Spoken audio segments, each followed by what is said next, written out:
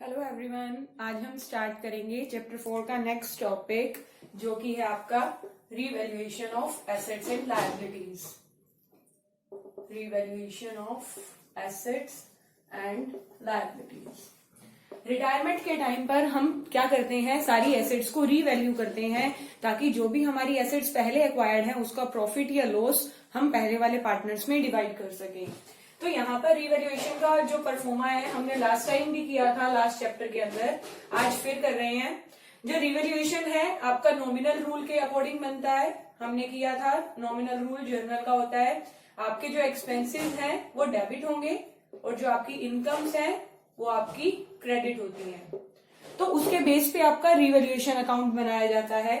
Revaluation account में सबसे पहले टू डिक्रीज इन एसेट्स, अगर आपकी कोई भी एसेट डिक्रीज होगी मतलब आपको लॉस होगा, वो क्या हो जाएगा, डेबिट हो जाएगा। इसी तरह से आपकी अगर कोई भी एसेट्स की वैल्यू इंक्रीज होती है by increase in the value of assets, वो क्या हो जाएगी, क्रेडिट हो जाएगी यहाँ पर, क्योंकि वो आपकी इनकम है, आपको प्रॉफिट हो रहा है। उसके बाद अगर हम लायबिलिटीज की बात करें तो अगर आपकी लायबिलिटीज डिक्रीज हो रही है बाय डिक्रीज इन लायबिलिटीज, तो आपको क्या हो रहा है, कुछ प्रॉफिट हो रहा है, कुछ बच रहा है, वो आपका क्या हो जाएगा, क्रेडिट। और इसी तरह से अगर आपकी लायबिलिटीज इंक्रीज होती हैं तो आपके एक्सपेंसेस बढ़ जाएंगे, तो वो क्या हो जाते हैं, डेबिट होते हैं। इसके अलावा एक और चीज आती है unrecorded assets and unrecorded liabilities. इसको हम डायरेक्ट किसकी तरह रिकॉर्ड कर सकते हैं, जैसे इंक्रीज इन एसेट्स है, पहले कोई एसेट ऐसी थी जो रिकॉर्डेड नहीं थी, अब रिकॉर्ड कर रहे हैं तो आपकी एसेट्स इंक्रीज हो रही हैं, तो यहां पर आ जाती हैं अनरिकॉर्डेड एसेट्स,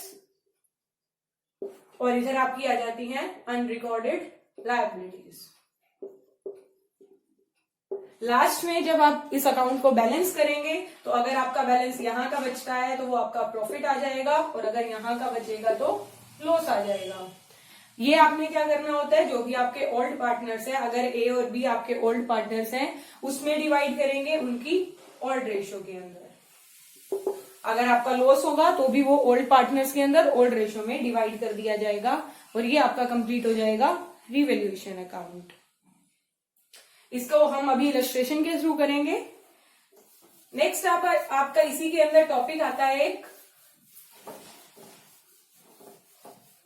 हम डिवाइड करते हैं एक्यूमुलेटेड प्रॉफिट्स एंड लॉसेस को। एक्यूमुलेटेड प्रॉफिट्स मतलब आज तक जब वो फर्म चला रहे थे, आज तक के जो भी प्रॉफिट्स एंड लॉसेस हैं वो हम पार्टनर्स के बीच में डिवाइड कर देंगे। तो अगर आपके पास प्रॉफिट है, प्रॉफिट के केस में हमने क्या करना होता है, आपके पास कोई भी प्रॉफिट पड़ा है, general reserve, workman compensation reserve, investment fluctuation fund, profit and loss account, कोई भी रिजर्व पड़ा है, आपने उसके अंदर क्या करना है, जो भी आपके पार्टनर्स हैं उनके अकाउंट को आप क्या कर दोगे, क्रेडिट कर दोगे। साथ में कौन सी रेशो के अंदर, जो अब तक उनकी रेशो थी, मतलब जो ओल्ड रेशो है। तो A's capital account, B's capital account, old ratio में। ये टॉपिक्स जो है हम सेकंड चैप्टर में भी करके आए हैं, थर्ड में भी करके आए हैं, तो ज्यादा डिटेल में करने की हमें यहाँ जरूरत नहीं है। इसी तरह से अगर आपको P&L का डेबिट बैलेंस दिया होता है या एडवर्टीजमेंट सस्पेंस अकाउंट, अगर आपके पास कोई लॉस है तो उसको किस तरह से डिवाइड करेंगे, उस केस में आपके पार्टनर्स के अकाउंट डेबिट हो जाएंगे to A's capital account, B's capital account, to P&L account अगर आपके पास लॉस है, या फिर एडवर्टीजमेंट सस्पेंस अकाउंट अगर आपके पास लॉस है, तो हम उसको डिवाइड कर देंगे। कौन सी रेशो में, ये सब चलेगा आपकी ओल्ड रेशो के अंदर। इस तरह से हम क्या करेंगे, जो भी आपकी अभी तक के प्रॉफिट्स एंड लॉसेस पड़े हैं, रिटायरमेंट से पहले सारे पार्टनर्स में डिवाइड कर देंगे। इसके बाद हम एक इलस्ट्रेशन करते हैं इसी से रिलेटेड 28।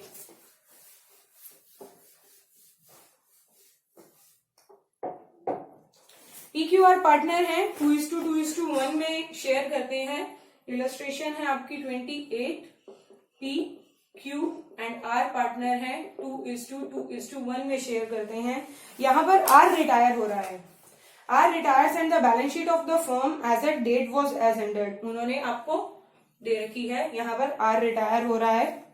उसके बाद देखते हैं इस टाइम पर बैलेंस शीट में हम देखें हमारे पास लायबिलिटीज में पड़ी हैं creditors, general reserve, P&L account, workman compensation reserve, capital accounts, और एसेट्स में है cash, debtor, stock, plant, patents.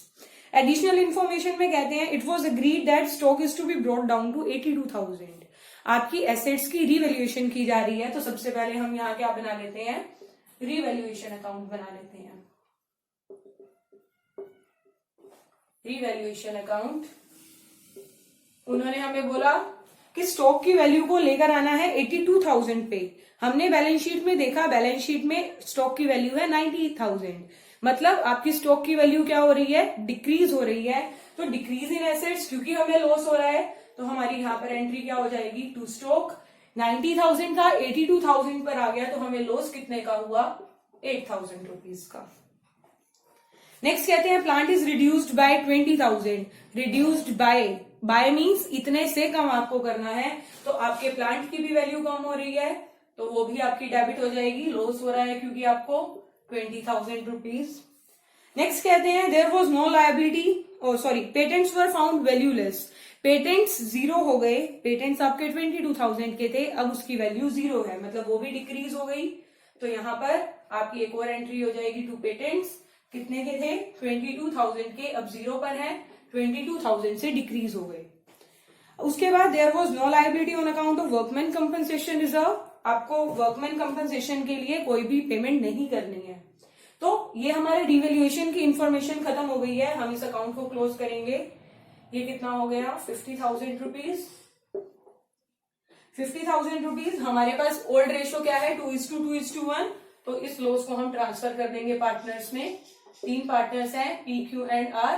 50,000 को 2:2:1 में करेंगे तो इनका शेयर कितना कितना आएगा, 20,000, 20,000 एंड 10,000। इस तरह से 50,000 का क्लोज करके हम ये अकाउंट क्लोज कर देंगे। अगर हमें वो कहें कि इसकी जर्नल एंट्रीज करनी है, तो हम जर्नल एंट्रीज किस तरह से करेंगे। सबसे पहले आपकी एंट्री क्या बनेगी, revaluation to stock, to plant and to patents. First entry है आपकी revaluation account debit to stock, to plant and to patents. Revaluation में कितने ट्रांसफर किए गए, 50,000 रुपीज। स्टॉक के कितने थे, 8,000, 20,000 प्लांट के एंड 22,000 पेटेंट्स के। उसके बाद हमारे पास लॉस आया था, हम उसको ट्रांसफर कर देंगे। आपकी एंट्री क्या बनेगी, लॉस के टाइम पर आपके अकाउंट्स जो भी हैं वो क्या हो जाते हैं, डेबिट हो जाते हैं। तो to P's capital account, Q's capital account, R's capital account, to revaluation. तो इनके अकाउंट में कितने कितने पैसे ट्रांसफर हुए, लॉस कितना कितना ट्रांसफर हुआ, 20,000, 20,000 एंड 10,000 रुपीज। इस तरह से आपकी ये रिवैल्यूएशन की एंट्रीज हुई। इसके अलावा हमारे पास कुछ प्रॉफिट्स एंड लॉसेस पड़े हैं, जो प्रॉफिट्स ही हैं आपकी बैलेंस शीट के अंदर, जैसे कि general reserve, profit and loss account and workman compensation reserve. हमें वो भी डिवाइड करने पड़ेंगे रिटायरमेंट के टाइम पर, तो हम उसकी भी एंट्री कर लेते हैं। आप चाहें तो उसको अलग अलग डिवाइड कर सकते हैं, लेकिन सबकी एंट्री सेम ही बनेगी, तो आप उसकी इकट्ठी एंट्री भी कर सकते हैं। जैसे कि इसके अंदर हम देखें, हमारे पास जनरल रिजर्व पड़ा है, उसकी वैल्यू कितनी है, जनरल रिजर्व की 60,000। देन आपके पास P&L अकाउंट पड़ा है, उसकी वैल्यू कितनी है, 15,000 रुपीज। एंड देन आपके पास वर्कमैन कंपनसेशन रिजर्व पड़ा है, उसकी वैल्यू है हमारे पास 10,000 रुपीज। अब ये 3 रिजर्व हैं, तीनों की एंट्री सेम होनी थी। वर्कमैन कंपनसेशन पे उन्होंने हमें बताया कि हमारी कोई भी लाइबिलिटी नहीं है, हमें कुछ भी नहीं पे करना, तो हम सारा का सारा पार्टनर्स में डिवाइड कर देंगे। तो आगे कौन से पार्टनर्स में डिवाइड करना है, to P's capital account, to Q's capital account and to R's capital account. कौन सी रेशो में, हमेशा कौन सी रेशो में जाएगा, ओल्ड रेशो जो यहां पर है 2:2:1। तो इसको हम 60 एंड 15, 75 एंड 10, 85 को डिवाइड कर देंगे। इनका बैलेंस जो आएगा वो आएगा 34,000, 34,000 एंड 17,000। इस तरह से पहले हमने रिवैल्यूएशन अकाउंट बनाया, और उसके बाद जो भी हमारे पास रिजर्व्स पड़े थे हमने वो भी पार्टनर्स के बीच में डिवाइड कर दिए। उन्होंने हमें यही बोला था जर्नल एंट्रीज करनी है at the time of retirement. Retirement के टाइम पे जो भी आपके प्रॉफिट एंड लॉसेज हैं वो भी डिवाइड कर दिए जाते हैं और रिवैल्यूएशन भी की जाती है एसेट्स एंड लायबिलिटीज की। तो इस तरह से आपने ये क्वेश्चंस करने हैं। नेक्स्ट हम आगे करते हैं question number 31।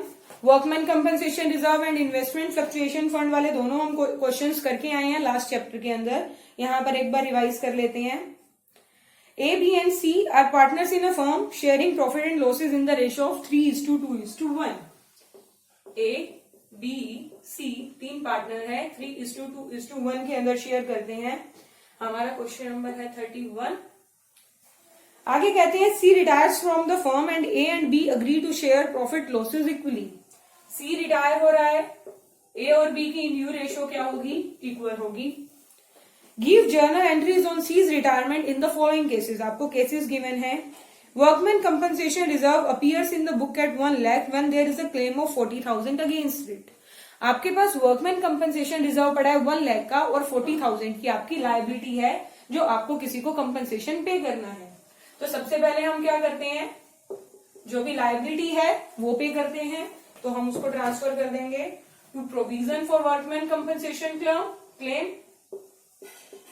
Workman compensation reserve account debit आपके पास कितना है 1 लाख रुपीज। क्लेम में आपने कितने ट्रांसफर किए 40,000 रुपीज। बाकी के जो बचेंगे उसका हम क्या करेंगे, वो हम पार्टनर्स के बीच में डिवाइड कर देंगे। तो आपके ओल्ड पार्टनर्स कौन से हैं, to A's capital account, to B's capital account and to C's capital account. तीन पार्टनर्स हैं आपके। कौन सी रेशो में डिवाइड करते हैं, हमेशा ओल्ड रेशो में। तो 3:2:1 में 60,000 को डिवाइड कर देंगे, हमारे पास अमाउंट आ जाएगी 30,000, 20,000 एंड 10,000 रुपीज। इस तरह से नेक्स्ट है workman compensation reserve appears in the books at 2 lakh and there is a claim of 2,75,000 against it. आपके पास रिजर्व सिर्फ 2 लाख का है और आपको जो क्लेम पे करना है वो 2,75,000 का करना है। तो हम करते हैं एंट्री, ये हमारा फर्स्ट केस था। सेकंड की करते हैं। वर्कमैन कंपनसेशन रिजर्व में आपके पास है 2 लाख रुपीज।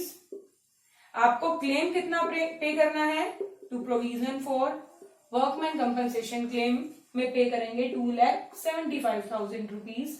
बाकी का जो बैलेंस है वो कहां से आएगा, क्योंकि आपकी लायबिलिटी बढ़ गई है तो वो आएगा आपका रिवैल्यूएशन अकाउंट से 75,000 रुपीज। और अगर आपकी लायबिलिटी बढ़ जाती है मतलब आपके एक्सपेंसेस बढ़ गए तो हम पार्टनर्स के बीच में क्या डिवाइड करते हैं, लॉस डिवाइड करते हैं। तो यहां पर आप लॉस डिवाइड करोगे टू रिवैल्यूएशन अकाउंट। रिवैल्यूएशन से हमने कितना अमाउंट लिया है 75,000 और वो किसके अंदर बांट देंगे, A's capital account, B's capital account and C's capital account में। हमेशा ओल्ड रेशो में बांटते हैं तो 75,000 को 3:2:1 के अंदर अगर हम बांटेंगे हमारी यहां पर अमाउंट आ जाएगी 37,500, 15,000, 25,000 एंड 12,500। तो जितना भी क्लेम है आपको वो तो पे करना ही पड़ेगा। अगर एक्स्ट्रा आपके रिजर्व में उतना पैसा नहीं है तो आप वो लेकर आओगे रिवैल्यूएशन अकाउंट से और बाद में जो भी रिवैल्यूएशन का प्रॉफिट या लॉस होगा वो पार्टनर्स के बीच में डिवाइड कर देंगे। तो ये तो हुए वर्कमैन कंपनसेशन रिजर्व के। इसी के साथ हमें इन्वेस्टमेंट फ्लक्चुएशन फंड के भी क्वेश्चंस दिए हैं, वो कर लेते हैं। थर्ड है इन्वेस्टमेंट फ्लक्चुएशन रिजर्व। आपकी बुक्स के अंदर पड़ा है 50,000 रुपीज का। आपकी इन्वेस्टमेंट 2 लाख की है और आपकी इन्वेस्टमेंट की मार्केट वैल्यू 180 की है। मतलब आपकी इन्वेस्टमेंट की वैल्यू कितनी डाउन आई 2 लाख से 180, मतलब 220,000 से। और आपके पास रिजर्व में कितना अमाउंट है 50,000 का अमाउंट है। तो हमारे पास इन्वेस्टमेंट फ्लक्चुएशन रिजर्व में 50,000 रुपीज पड़े हैं।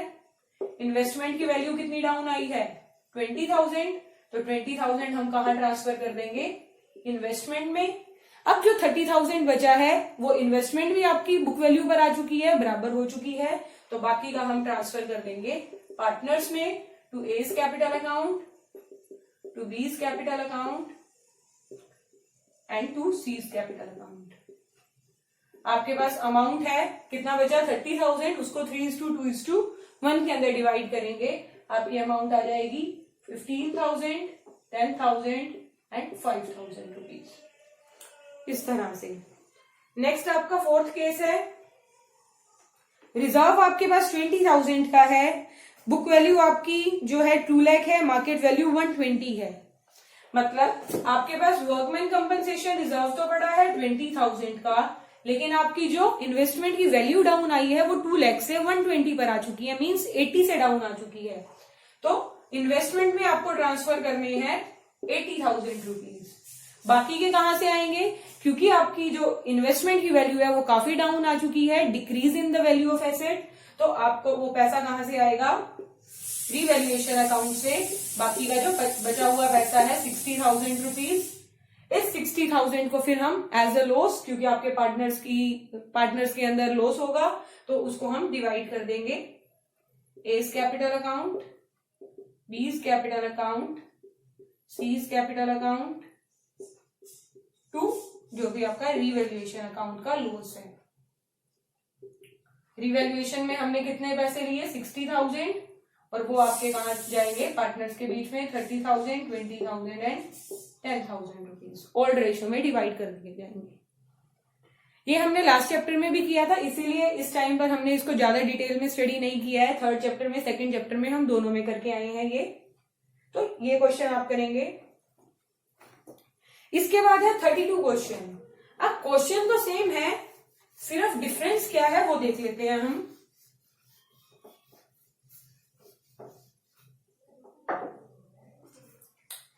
एबीसीआर पार्टनर्स 5:3:2 में शेयर करते हैं। ए बी सी पार्टनर्स हैं, 5:3:2 में शेयर करते हैं। बी रिटायर हो रहा है और ए और सी शेयर करेंगे 2:3 में। बी रिटायर हो रहा है और ए और सी की न्यू रेशो हमारे पास रहेगी 2:3। They also decided to record the effect of following without affecting their book values.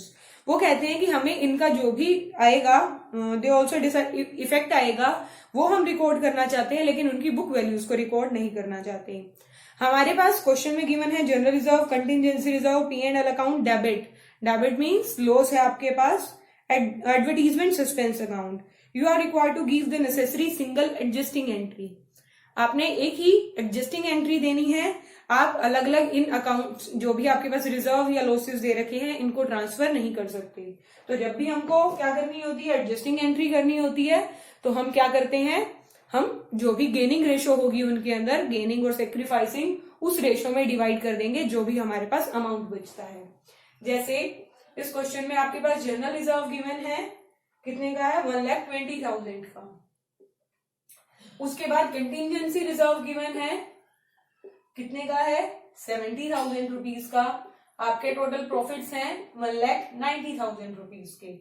P&L का डेबिट बैलेंस है, मतलब लॉस है, वो माइनस कर देंगे इसमें से 30,000 एंड 10,000 का आपके पास एडवर्टीजमेंट सस्पेंस अकाउंट है, वो भी इसमें से हम क्या कर देंगे, माइनस।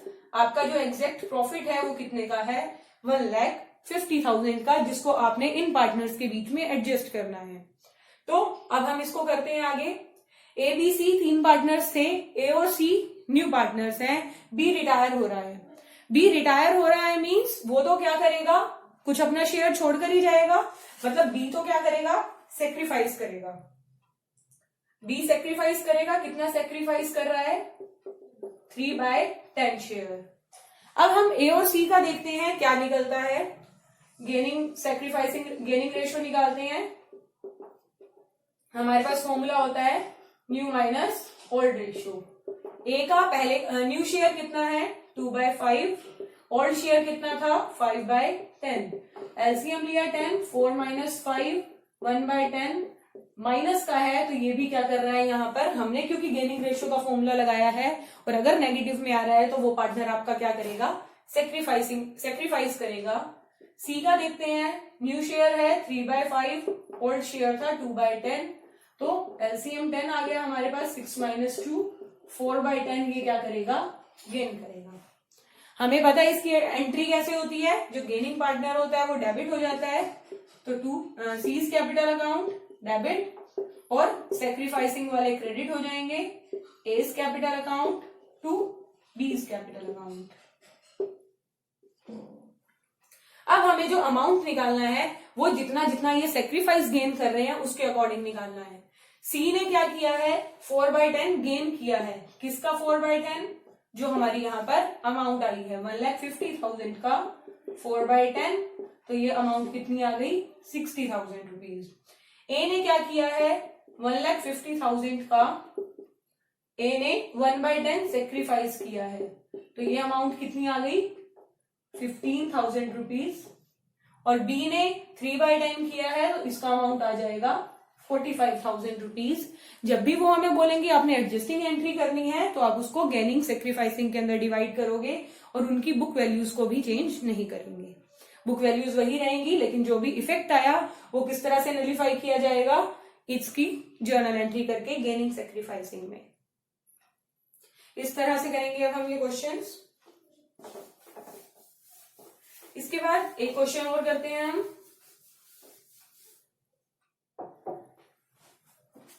हमारे पास 34 क्वेश्चन है। एबीसी पार्टनर है, 5:3:2 में शेयर करते हैं। एबीसी 5:3:2 में शेयर करते हैं। देयर बैलेंस शीट दे रखी है 1 अप्रैल 2018 की। आपको बैलेंस शीट में creditor, provident fund, reserve fund, compensation reserve, capital और सब कुछ गिवन है। C retires on above date and partner agreed that. C retire हो रहा है। नेक्स्ट कहते हैं goodwill is to be valued at 2 years purchase of average profit of last 4 years। Average profit के बेसिस पर आप इनकी क्या निकालोगे, गुडविल निकालोगे। नेक्स्ट है 5% provision for doubtful debts to be made on debtors. Direct हम स्टार्ट करते हैं, पढ़ लेते हैं पहले। स्टॉक भी अप्रिशिएटेड बाय 10%। पेटेंट्स वैल्यूलेस हो गए हैं, बिल्डिंग अप्रिशिएट करनी है। क्रेडिटर आपको 2,000 एक्स्ट्रा पे करने हैं। वो हमें कहते हैं pass journal entries, revaluation account बनाना है, capital account and the balance sheet of the new firm. जो नई फर्म है, मतलब जो भी सी रिटायर हो रहा है, ए और बी की जो न्यू फर्म होगी उसके साथ आप क्या करेंगे, न्यू बैलेंस शीट बना कर देंगे। तो हम स्टार्ट करते हैं सबसे पहले रीवैल्यूएशन अकाउंट से।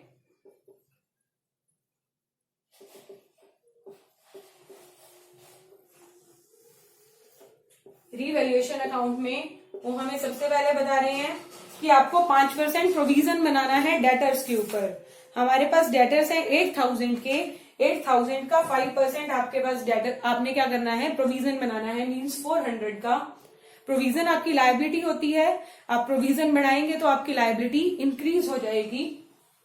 तो आप प्रोविजन बनाएंगे to provision for doubtful debts 400 rupees.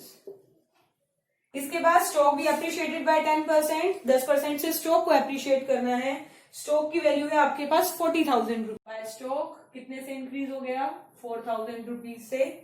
Then next है पेटेंट्स आर वैल्यूलेस। आपके पास बैलेंस शीट में पेटेंट्स दे रखे हैं 4,000 के, अब वैल्यूलेस हो गए, मींस जीरो पर आ गए, तो आपकी एसेट्स कम हो गई। एंट्री कर देंगे टू पेटेंट्स 4,000 रुपीज। नेक्स्ट आपको दे रखा है buildings are appreciated by 20%। Buildings की वैल्यू थी 60,000 और उसको अप्रिशिएट करना है 20% से। तो एंट्री करेंगे बाय बिल्डिंग। बिल्डिंग्स आपकी 60,000 की थी, 20% से इंक्रीज हो रही है, मतलब 12,000 से। नेक्स्ट है creditors to be paid 2,000 more than the book value. जितने के भी आपके क्रेडिटर्स हैं आपको 2,000 एक्स्ट्रा पे करना है। इंक्रीज हो गई लायबिलिटी, क्रेडिटर्स इंक्रीज हो गए, तो वो 2,000 की एंट्री हो जाएगी। हमारे पास यहाँ पर टोटल आया इसका 16,000 रुपीज, जिसमें से 6,400 माइनस होंगे, तो आपके पास प्रॉफिट बचेगा 9,600 का। इस 9,600 को आप क्या करोगे, ऑल पार्टनर्स में डिवाइड करेंगे टू प्रॉफिट। 3 पार्टनर हैं ए बी सी। 9,600 को कौन सी रेशियो में डिवाइड किया जाएगा, 5:3:2 के अंदर। इनका शेयर आएगा 40,800, 2,880,1920। आपका यहां पर ये अकाउंट क्या हो जाएगा, क्लोज हो जाएगा। इस तरह से आपका रिवैल्यूएशन अकाउंट बना। फिर उन्होंने जर्नल एंट्रीज भी कही हैं, तो आप जर्नल एंट्रीज किस तरह से करोगे, सबसे पहले इस साइड की कर लेते हैं। 3 ही एंट्रीज होती हैं रिवैल्यूएशन अकाउंट की। इधर की करते हैं stock building to revaluation account, यहां की करेंगे तो revaluation to provision to patents to creditors, और उसके बाद जो आपने प्रॉफिट डिवाइड करना है वो पार्टनर्स में revaluation to A to B to C divide हो जाएगा। उसके बाद उन्होंने हमें कहा आपने क्या बनाने हैं, कैपिटल अकाउंट बनाने हैं। तो कैपिटल अकाउंट बना लेते हैं। हमारे पास 3 पार्टनर हैं, सी, बी एंड ए